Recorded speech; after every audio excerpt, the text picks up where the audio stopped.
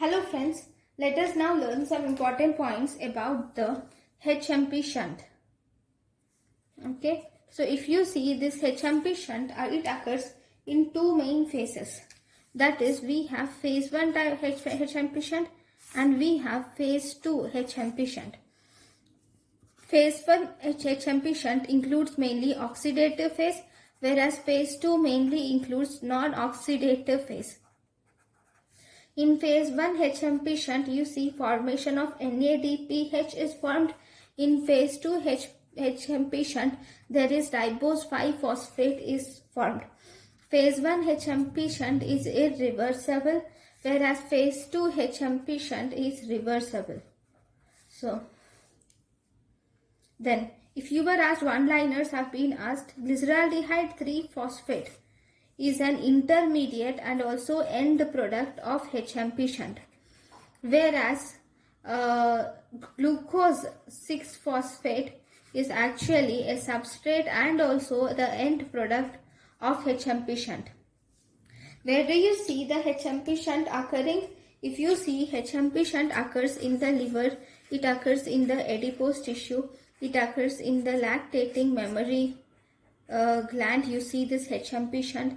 It occurs in adrenal cortex, it occurs in glands, and it also occurs in the placenta. Okay, so these are the different places, and also RBCs. These are the different places where HMP shunt can occur. HMP shunt can never occur in skin and non-lactating mammary glands. So we will see first about the HMP shunt. Okay, pathway. So HMP shunt is mainly formed from glucose 6-phosphate. In the presence of glucose 6-phosphate dehydrogenase, it forms 6-phosphoglucanolactone. This 6-phosphoglucanolactone, in the presence of glucanolactone hydratase, it forms 6-phosphogluconate.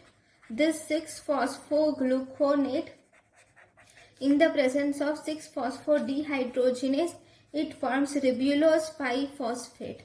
Ribulose 5-phosphate, in the presence of ribulose 5-phosphate epimerase, it forms xylose 5-phosphate, and ribulose 5-phosphate, in the presence of ribulose 5-phosphate ketoisomerase, it forms ribose 5-phosphate. Both this xylulose 5-phosphate and ribose 5-phosphate combine together, and in the presence of trans-ketolase, it forms pseudoheptulose 7-phosphate and glyceraldehyde 3-phosphate.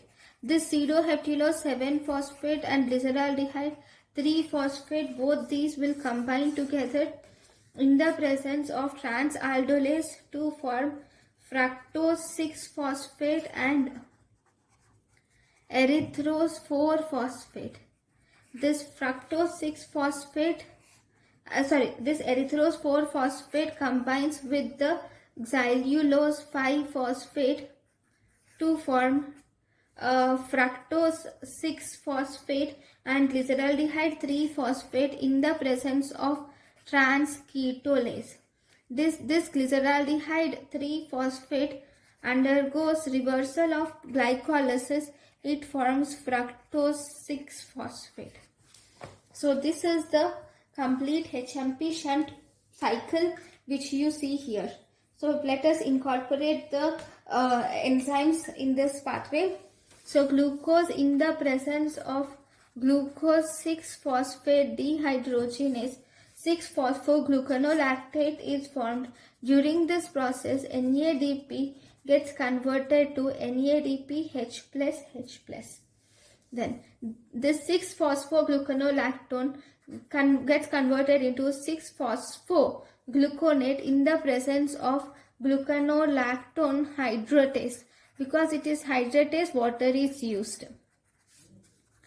Then we have 6-phosphogluconate gets converted to ribose 5-phosphate in the presence of phosphogluconate dehydrogenase, and because it is a dehydrogenase, here also NADP plus gets converted to NADPH plus H plus.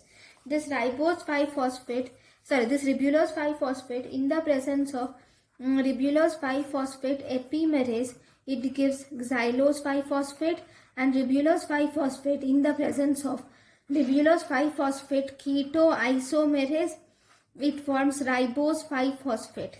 This xylose 5-phosphate and ribose 5-phosphate in the presence of trans ketolase, it forms pseudoheptulose 7-phosphate and glyceraldehyde 3-phosphate. During this process, this thiamine pyrophosphate is utilized.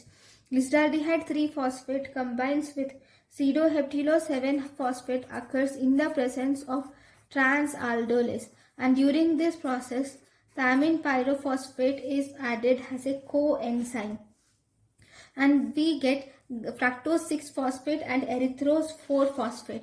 This fructose 6-phosphate and xylulose 5-phosphate, this erythrose 4-phosphate and xylulose 5-phosphate combine in the presence of trans ketolase again, and it forms fructose 6-phosphate and glyceraldehyde 3-phosphate. This glyceraldehyde 3-phosphate with the reversible steps of glycolysis, fructose 6-phosphate is formed.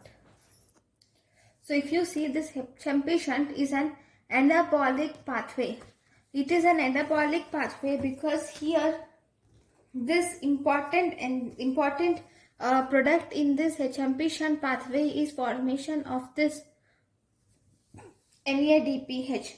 This NADPH is important in the biosynthesis of fatty acid and also in the detoxification of drugs, phagocytosis, integrity of RBC membrane and antioxidants. So in those processes, NADPH is very important. NADPH is important in fatty acid synthesis, detoxification of drugs, phagocytosis, integrity of RBC membrane maintenance and antioxidants. In this, we also have one more special things in this Hepchampi shunt is formation of these pentoses.